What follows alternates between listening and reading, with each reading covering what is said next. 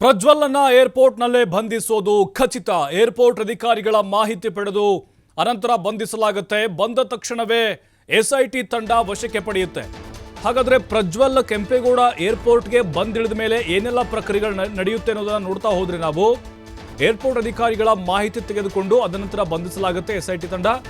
ಅಂದ್ರೆ ಬಂದ ತಕ್ಷಣವೇ ಇಮಿಡಿಯೇಟ್ ಆಗಿ ಎಸ್ಐಟಿನ ಹೋಗೋದಿಲ್ಲ. ಅಲ್ಲಿ ಇಮಿಗ್ರೇಷನ್ ಅಧಿಕಾರಿಗಳಿರ್ತಾರೆ, ಅವರು ಮಾಹಿತಿನ ಕೊಡ್ತಾರೆ. ಪ್ರಜ್ವಲ್ ಲಗೇಜ್ ಸಮೇತ ಎಸ್ಐಟಿ ಅಧಿಕಾರಿಗಳು ಬಂಧಿಸಲಿದ್ದಾರೆ. ಫ್ಲೈಟ್ ಲ್ಯಾಂಡ್ ಆದ ಬಳಿಕ ಡಿ ಬೋರ್ಡಿಂಗ್ ಅನ್ನ ಮಾಡಲಾಗುತ್ತೆ. ಅಂದ್ರೆ ಅಲ್ಲಿ ಸಪರೇಟ್ ಆಗಿ ಡಿ ಬೋರ್ಡಿಂಗ್ ಮಾಡಲಾಗುತ್ತೆ, ಅವರೊಬ್ಬರಿಗೆ ಮಾತ್ರ. ಏರ್ಪೋರ್ಟ್ ನಲ್ಲಿ 1.5 ಗಂಟೆಗಳ ಕಾಲ ಈ ಪ್ರಕ್ರಿಯೆಗಳು ನಡೆಯುತ್ತೆ. ಭದ್ರತೆ ಜೊತೆ ಪ್ರಜ್ವಲ್ ಎಸ್ಐಟಿ ಕಚೇರಿಗೆ ತರುವಂತಹ ಸಾಧ್ಯತೆಗಳಿದಾವೆ. ಅಂದ್ರೆ ಇವತ್ತೇ ಎಲ್ಲವೂ ಕೂಡ ಆಗುತ್ತೆ. ಬೆಳಗ್ಗೆ ಮೆಡಿಕಲ್ ಚೆಕಪ್ ಅನ್ನ ಎಸ್ಐಟಿ ಅಧಿಕಾರಿಗಳು ಮಾಡಿಸಿದ್ದಾರೆ. ಅಂದ್ರೆ ನಾರ್ಮಲ್ ಆರೋಪಿಗೆ ಹೇಗೆಲ್ಲ ಚೆಕಪ್ ಮಾಡಿಸ್ತಾರೋ ಆ ರೀತಿದ್ದು. ಆನಂತರ ಪ್ರಾಥಮಿಕ ವಿಚಾರಣೆ ನಡೆಸಿ ಮೊಬೈಲ್ ಅನ್ನ ವಶಕ್ಕೆ ತೆಗೆದುಕೊಳ್ತಾರೆ. ನೋಡಿ, ವಶಕ್ಕೆ ಪಡೆದಾದ ಮೇಲೆ 24 ಗಂಟೆಯೊಳಗಡೆ ನ್ಯಾಯಾಧೀಶರ ಮುಂದೆ ಹಾಜರುಪಡಿಸಬೇಕಾಗತ್ತೆ. ಜಡ್ಜ್ ಬಳಿ ಹಾಜರುಪಡಿಸಿ 14 ದಿನ ಕಸ್ಟಡಿಗೆ ಎಸ್ಐಟಿ ಅವರು ಕೇಳ್ತಾರೆ. ನೋಡಿ, ಈಗ 14 ದಿನಗಳ ಕಾಲ ಆರೋಪಿಯನ್ನ ಕಸ್ಟಡಿ ಕೊಡಿ, ವಿಚಾರಣೆ ಸುದೀರ್ಘವಾಗಿ ನಡೀಬೇಕು. 3 ಕೇಸು 3 FIR ಆಗಿದ್ದಾವೆ. ಭಾಳ ಹೈ ಪ್ರೊಫೈಲ್ ಕೇಸ್ ಆಗಿದೆ. ಸಹಜವಾಗಿ ನಮ್ಗನ್ನಿಸ್ತಾ ಇದೆ 14 ದಿನಗಳ ಕಾಲ ಎಸ್ಐಟಿ ಕಸ್ಟಡಿಗೆ ಕೋರ್ಟ್ ನೀಡಿ ಆದೇಶವನ್ನು ಹೊರಡಿಸಬಹುದು.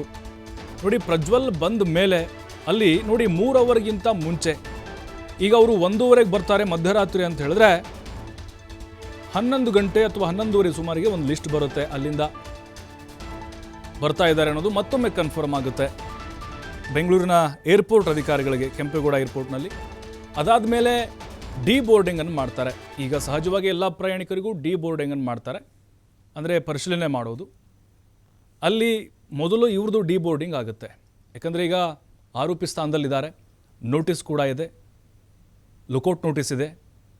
ಹಾಗಾಗಿನೇ ಈಗ ಇಮಿಗ್ರೇಷನ್ ಅಧಿಕಾರಿಗಳು ಅವರ ವೀಸಾ ಆಗಿರ್ಬೋದು, ಪಾಸ್ಪೋರ್ಟು, ಅವರ ಟಿಕೆಟು ಎಲ್ಲವನ್ನು ಚೆಕ್ ಮಾಡ್ತಾರೆ. ಅದಾದಮೇಲೆ CISF ಮತ್ತು SIT ಆ ತಂಡ ಏನಿರುತ್ತೆ ಅಲ್ಲಿ ಅವರನ್ನು ವಶಕ್ಕೆ ತೆಗೆದುಕೊಳ್ಳುತ್ತೆ. ಈಗ ಏರ್ಪೋರ್ಟ್ನಲ್ಲಿ ನಡೆಯುವಂಥ ಪ್ರಕ್ರಿಯೆಗೆ ಸುಮಾರು 1 ಗಂಟೆ ಆಗಬಹುದು, ಜಾಸ್ತಿನೇ ಆಗ್ಬೋದು. ಈಗ 1:30 ಮಧ್ಯರಾತ್ರಿ 1:30ಗೆ ಬಂದರೆ 1:30 ಗಂಟೆ ಅಲ್ಲಿ ಏರ್ಪೋರ್ಟ್ನಲ್ಲಿನ ಪ್ರಕ್ರಿಯೆಗಳಿಗೆ ಟೈಮ್ ಹಿಡಿಯುತ್ತೆ.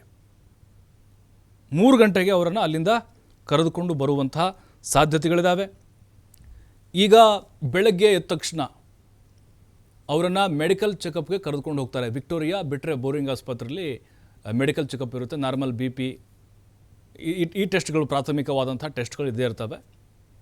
ಅದಾದ ಮೇಲೆ ಜಡ್ಜ್ ಬಳಿ ಹಾಜರುಪಡಿಸ್ತಾರೆ. 24 ಗಂಟೆ ಒಳಗಡೆ ವಶಕ್ಕೆ ತೆಗೆದುಕೊಂಡ ಮೇಲೆ ಹಾಜರುಪಡಿಸಲೇಬೇಕಾಗಿರುತ್ತೆ.